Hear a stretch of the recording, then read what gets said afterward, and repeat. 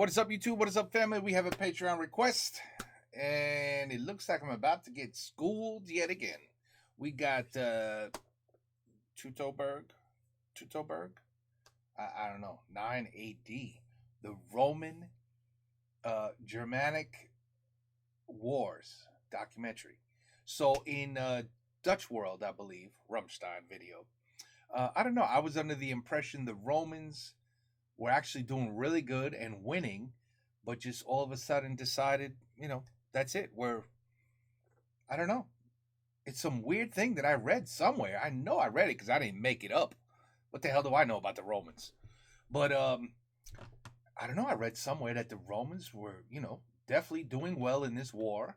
They were about to even possibly win if they put a little effort into it, or I'm using my words incorrectly, but all of a sudden they just turned around and left.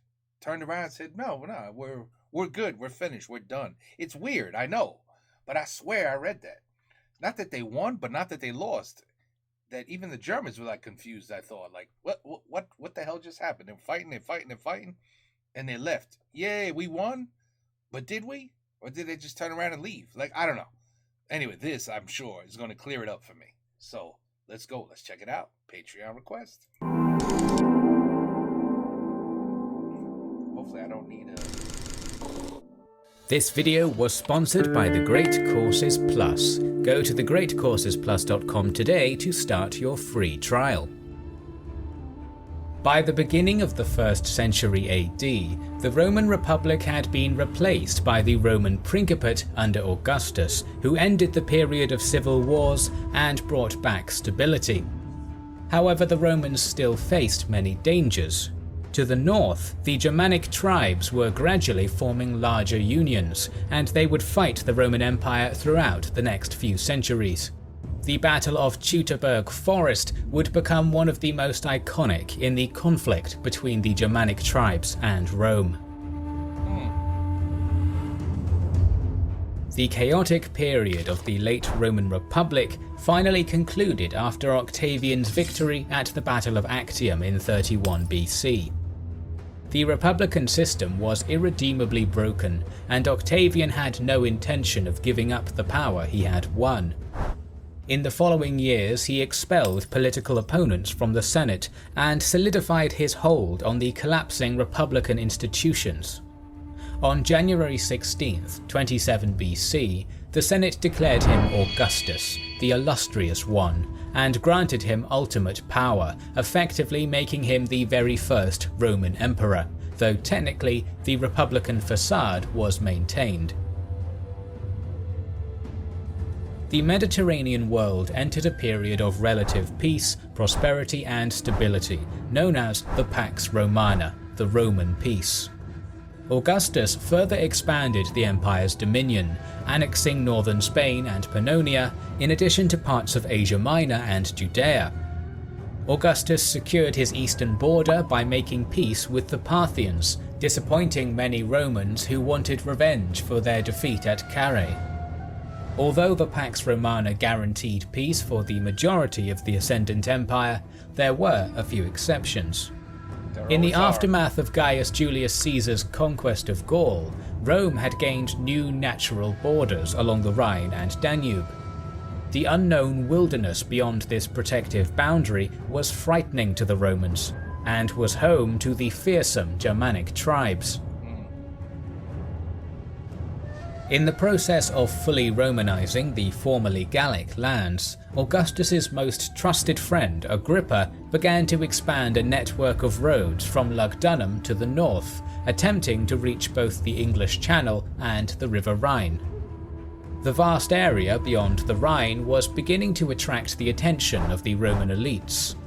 This was shown not only by the road building in the region, but also the resettlement of the allied Ubian tribe to act as a buffer between Rome and more hostile Germanic tribes in 19 BC. When the legionary forces of Gallic legate Marcus Lollius were defeated by said tribes in 16 BC, the will of Augustus to conquer the region was said to have strengthened even further. Later that year, he incorporated the region of Noricum into the province of Pannonia, and a year later, his stepsons Tiberius and Drusus the Elder conquered what would become the province of Raetia. Wow, they were seriously gaining ground here. Oh my God, you could tell they're just slowly sucking up the land, kind of almost like engulfing Germania. Interesting. Roman incursions into its northern frontier were growing more intense. A few years later, Agrippa and Tiberius attacked the various tribes in Illyricum. Agrippa commanded this offensive at first, but he unexpectedly perished in the spring of 12 BC, leaving Tiberius in command. Under his direction, the tribes in this region were subdued piecemeal. At the same time, Drusus was also succeeding in Germania, quickly achieving territorial gains and wintering in the region for several years, eventually reaching all the way to the river Elbe in 9 BC.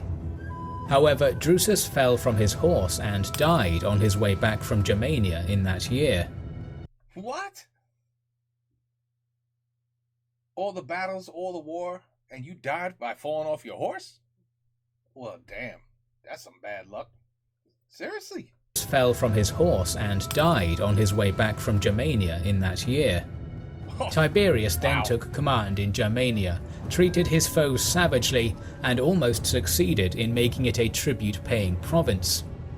As of 7 BC, it is said that Augustus considered it just that, asserting that all the Germanics living between the Rhine and Elbe had submitted. The reality was very different. The Cherusci tribe were one of those pacified by Drusus in these campaigns, and hostages from its most prominent families were taken to Rome. One of these figures was the son of a Cherusci chieftain, Arminius. As a we know about Arminius. Hostage, he served in the Roman military, learned Latin, was awarded Roman citizenship for his contribution, and was made an equestrian. To support the legionary heavy infantry, Rome's leaders recruited provincial soldiers and even men from unconquered territories such as Germania. They served in the auxiliary units of light infantry and were usually commanded by their tribal leaders. For now, Augustus had other problems. In 6 BC, personal matters convinced Tiberius to retire from politics and sail to Rhodes, where he stayed for years. This abrupt withdrawal angered Augustus due to the destabilizing effect it would have on his succession. While Tiberius quickly regretted his decision and pleaded to be allowed to return, the angered princeps refused repeatedly. During this period, Rome gradually expanded its influence even further into Germania. In 3 BC, Lucius Domitius Ahenobarbus reached the Elbe with his own army and assisted in the construction of infrastructure to the east of the Rhine. Meanwhile in Rome, Lucius and Gaius Caesar, grandsons of the emperor, were being groomed for the imperial office. However, in 2 AD, Lucius perished, and 2 years later, Gaius died in Armenia, leaving Augustus with no other choice than to recall Tiberius. He was adopted by the princeps, and in turn was made to adopt the 21-year-old Germanicus as his own son. Soon after, Tiberius was sent to Germania and immediately subjugated another series of tribal groups, including the Cherusci.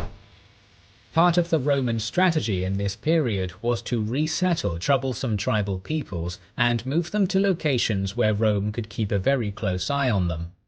Around this time, Arminius returned to his people in the north.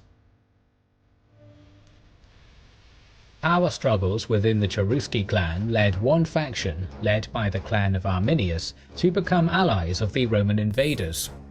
They were supported by Tiberius, who constructed a winter fort near their territory on the Lippe River. Later in Tiberius's command, a huge pincer movement was planned to fully conquer the region between the rivers Rhine and Elbe. However, the Great Illyrian Revolt broke out in 6 AD and required a massive military response, so Tiberius marched south to deal with it. As he was now busy with other matters, Augustus appointed Publius Quinctilius Varus as the commander in Germania. This general and politician had proved himself to be a competent administrator, both in Africa and the troublesome province of Syria, where he had to deal with the Parthians and quell the rebellions in the region. Modern historians conclude that while Varus was a very good administrator, he was not a soldier. In 7 AD, he was appointed the legate, the governor of Germania, replacing Tiberius, who also took 8 of the 11 legions with him.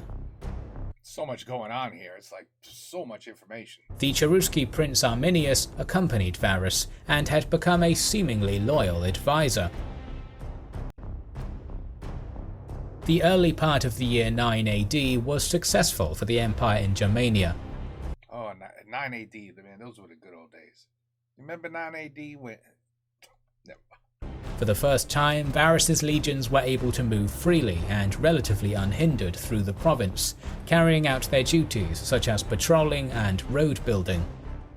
The legate himself performed many administrative duties to provincialize the new region, such as tax collection and adjudication of tribal disputes in the Roman legal system. However, all was not to continue going smoothly as summer progressed. Varus began to receive reports that many small detachments of troops patrolling and constructing infrastructure in the supposedly friendly territory were being massacred by tribes such as the Angravarii and Bructeri. It's a lot of men. War. This series of betrayals seemed to be spontaneous, but was in reality orchestrated by none other than the Germanic prince Arminius. I knew it. At some point, he had decided to turn against his Roman allies, possibly due to the cruelty against people like his that he had witnessed during his service, or simply because he wished to rule his tribe without Roman taxation. Throughout the summer, Arminius had used the autonomy of his dual role of Roman officer and Germanic chieftain to consolidate local tribal support and to seek allies in the tribes who were always troublesome for the empire. However, the chieftain's plan was almost foiled by his angered father-in-law Segestes, who betrayed the plan to ambush the legionary column to Varus. Despite this, the Roman foolishly trusted his ally commander and had Segestes taken away. With this done, the army began to march from their summer camp to winter quarters west of the Rhine. However, as he set off, Varus was besieged by some locals to quell a revolt that had broken out to the west, and he adjusted his direction accordingly. Just then, the seemingly loyal Arminius rode up to his beloved commander, professing that he must ride away in order to assemble the auxiliary forces. This would not have seemed odd, because the auxilia were scattered at the time and would take a while to come together again. Though he had moved away, Arminius left a few select men with the column for use as spies. The so-called revolt was a decoy, organized by the traitorous Cheruscan prince, who now moved to organize his forces, numbering anywhere from 20 to 30,000. However, his plan was to attack the Romans rather than to aid them. On the morning of September 7th, Varus addressed his army, which had around 30,000 troops, and informed them of the change of plans, promising loot and spoils before marching away. They marched the necessary 16 miles on that day before encamping for the night in the unfamiliar territory that Arminius's local guides were now luring him into. At 7 AM on the 8th, the Romans formed into their marching column prepared for battle, but were taken into an area of heavy forest, which both slowed the march considerably and dangerously strung out the column, isolating many of its contingents. Meanwhile, in the forests, the Germans were watching, and the legionaries were completely unaware. In the late morning, the Romans were met by a shower of stones, arrows, and familiar spears coming from all directions as the Bructeri tribe launched spoiling attacks against them. At this point, the aim was not to destroy the Romans, but to weigh them down with material losses and more wounded. After causing some losses, the Germans faded away into the forests, accompanied by the guides Arminius had left with Varus. The legions were now blind and lost as a continuous heavy downpour began. Finally breaking through into open country, the legate now ordered a camp to be erected, where he held a war council. It was decided that the army would continue westward on the forest path, as without their guides it was the only option. In addition, they would take the callous step of leaving their wounded and baggage train behind to increase speed. Breaking camp in the morning, the legions found that the rain had caused their forest route to become a sea of mud, with fallen trees and other obstacles slowing them on the way. As they thrust deeper into the dense forest, the tribal Germanic warriors struck the Romans again, skirmishing viciously with them. The legionaries attempted to form up to defend themselves, but they were in unfavourable terrain.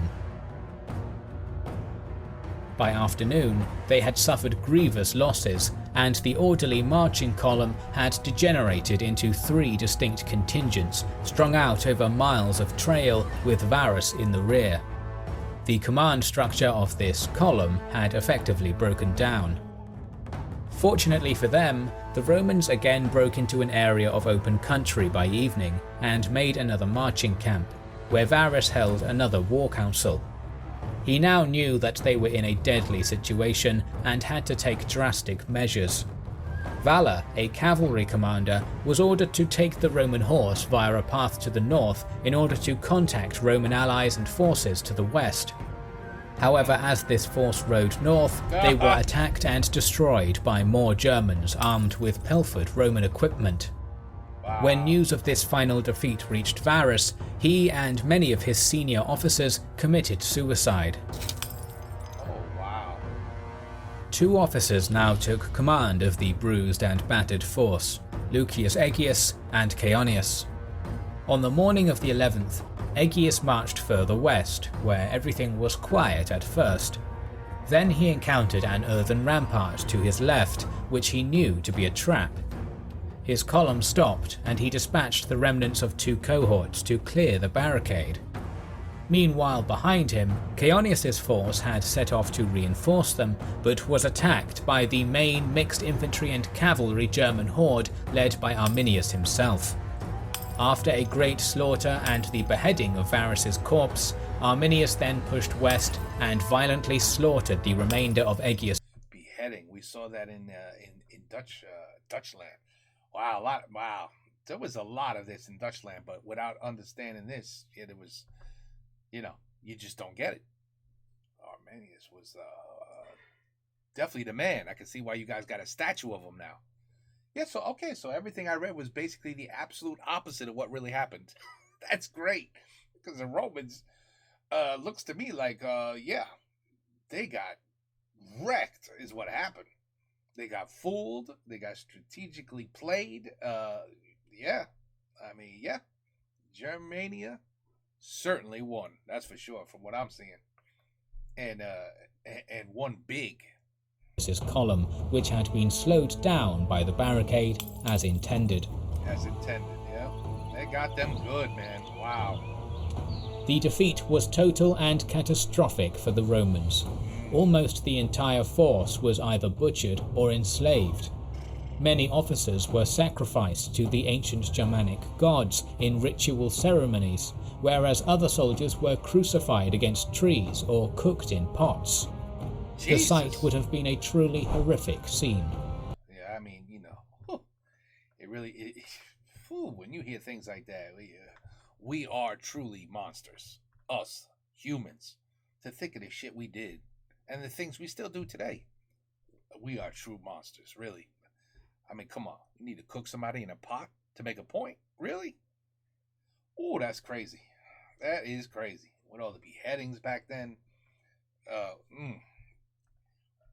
This is good stuff. This is good stuff. See, I was under the impression when I saw Germania in red that's it. They were captured. It was over. They were part of Rome now. No, not even close. In Rome, Emperor Augustus was said to have been so shaken by the defeat that he would bash his head against the wall, infamously shouting, "Quintilius Varus, give me back my legions!" However, the Romans would not take this defeat lying down, and new battles in Germania would soon come. When we create our videos. So they didn't just lay down. As a source, we often use the series of lectures called the Decisive Battles of World History from Professor Gregory Aldretti, provided by the sponsor of this video, The Great Courses Plus. Wow, I guess you could get all your history right from this channel. Interesting. So there was more. See, I thought that was it. That's it. Romans got destroyed, laid their weapons down, and that's it. Germania won, and everything else just moved forward. And nope, apparently not. I guess there's a part 2 to this somewhere on the Romans trying to recover and retake Germania. I don't know. Oof. But okay, I get it now. I get it. Yeah, everything I said about Dutchland was basically wrong. Thus why the Patreon said, yeah, you need to check that out. Yeah. Well, I could definitely see why he's a hero now. I could definitely see why you guys got a big ass statue of him. Because yeah, he was just a tad bit important in Germania's history. Germany, if you will. Germany's history. All right, good stuff. Good stuff. Good information. And you know, I'm learning every day with you guys. Every day I learn a little more by you, all because of you guys.